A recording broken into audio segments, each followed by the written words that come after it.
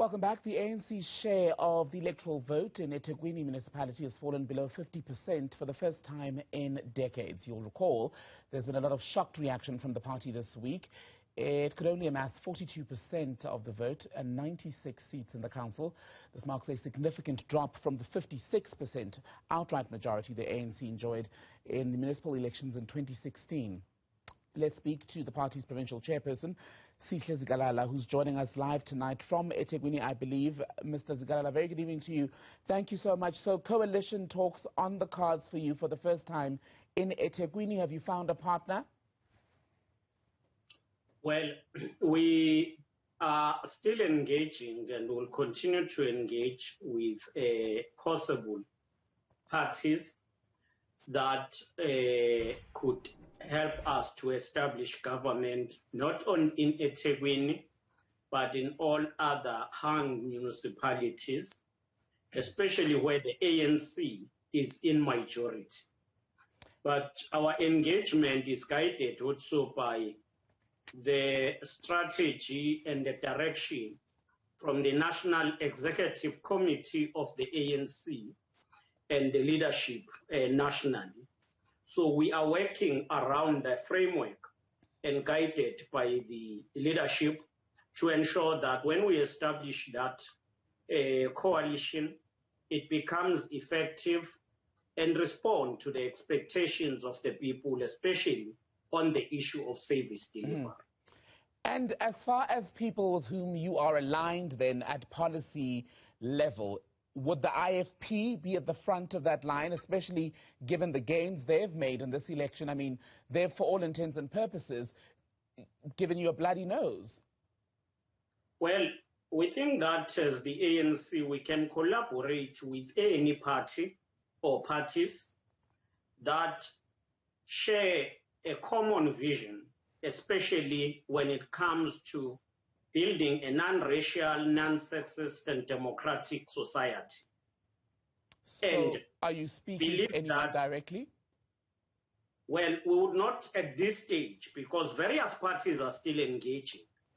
We believe we've got parties such as IFP, we've got parties such as EFF, we've got parties that are there, including smaller parties, and it will then be good to respect those independent parties and engage them, and we'll only be able to pronounce once those engagements are concluded. Let's run through the issues that worked against you in this election. You had poor service delivery in some parts of KZN, internal ANC drama compromising you, a failure to help quell quickly the unrest in your province in July. Before that, Mayor Zandile Gumede, your mayor in eThekwini, had to leave that position because she was among people who were arrested on allegations of corruption. Given all of those failings, do you agree that you very much deserved the punishment from voters?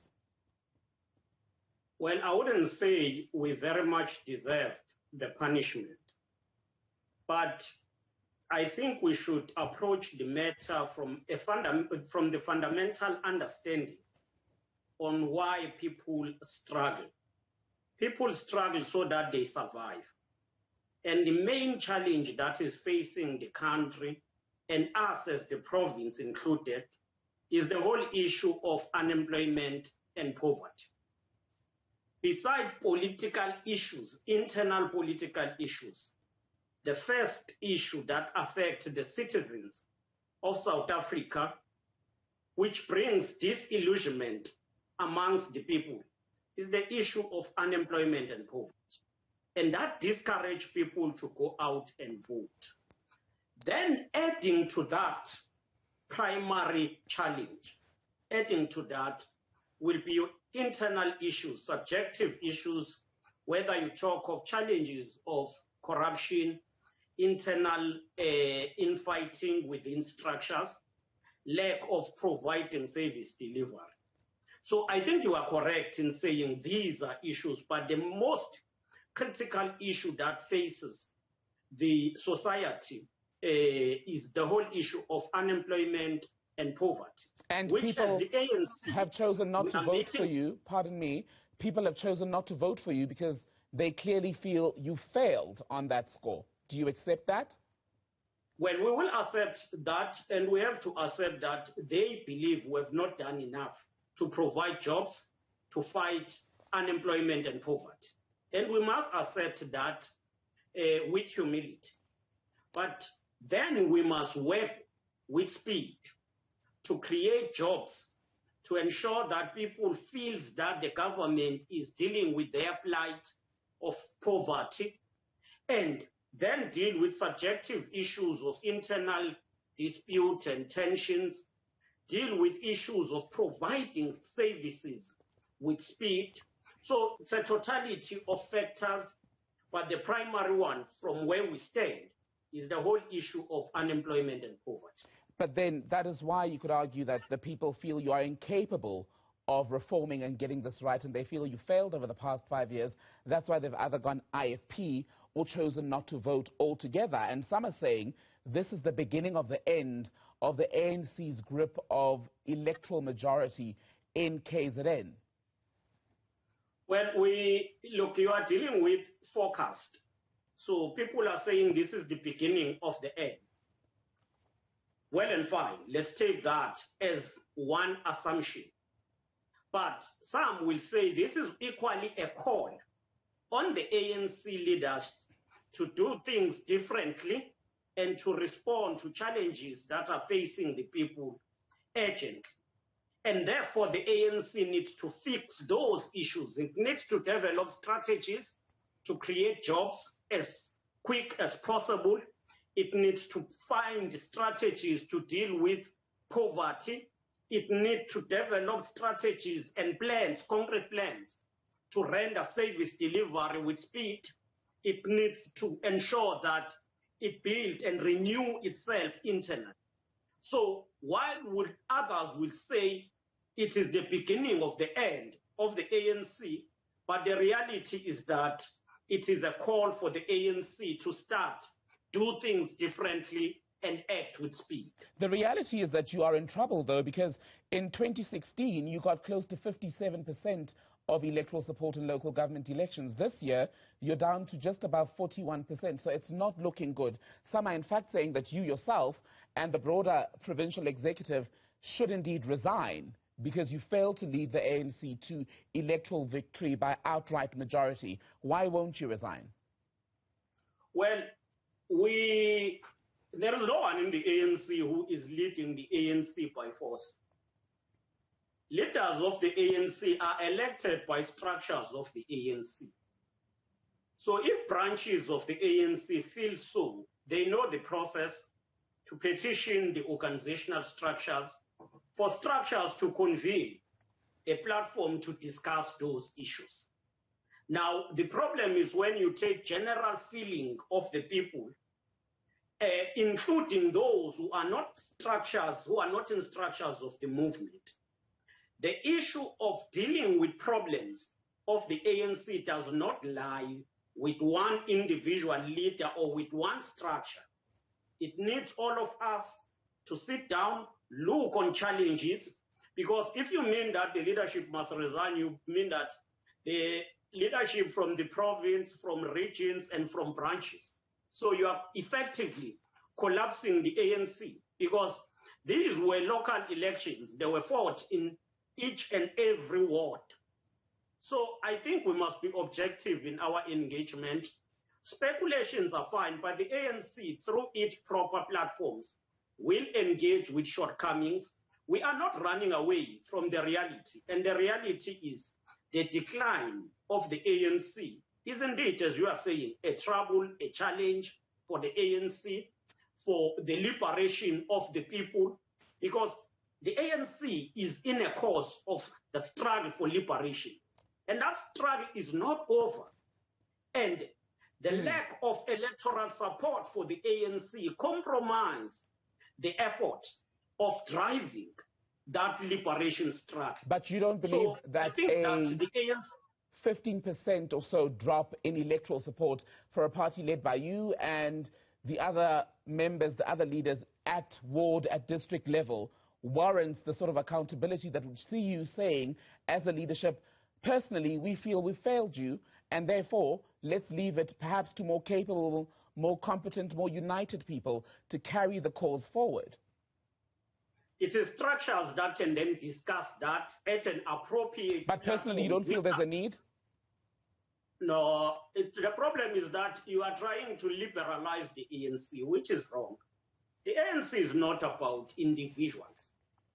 The ANC is about cadres of the movement who act within the collective structures and who need to provide leadership, whether it is during the challenging period, or it is in a process where we succeed.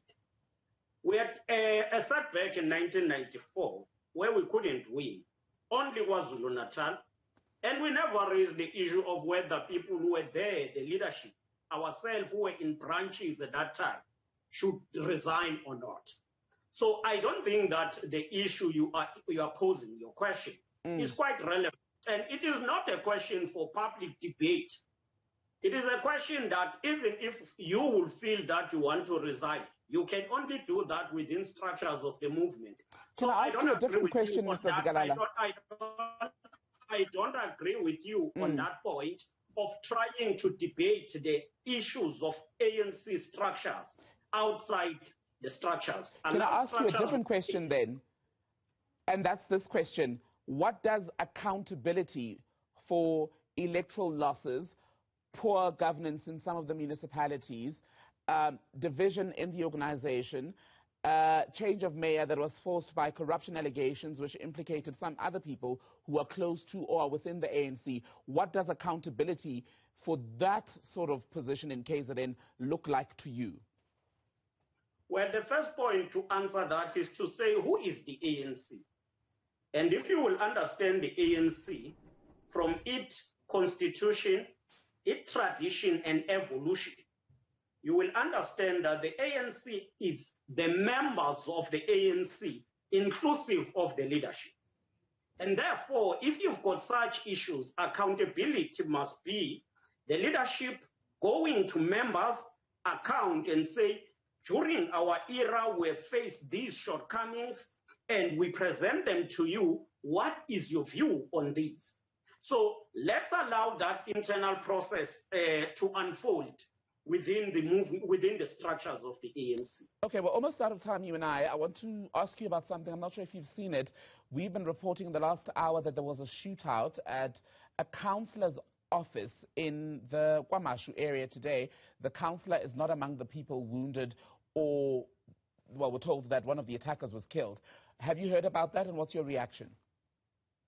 Well, we haven't got that report as yet. We are surprised to get that report. We will follow it and try to ensure that the police act swiftly, but we will try to follow the report just after this interview.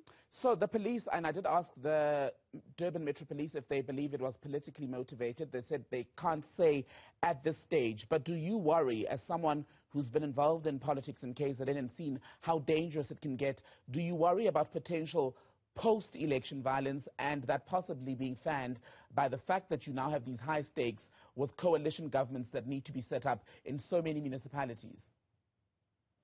I wouldn't say the coalition brings a threat. I don't know whether it will be fine, it will be correct to say so. But the issue of political intolerance must be addressed throughout the province. The intra-party tensions and violence must be confronted and must be dealt with. Sihle Zikalala, chairperson of a much weaker ANC in KZN tonight. Thank you for your time, speaking to us about coalition arrangements in KZN, well, deals that are likely to happen over the coming days. Thank you, sir.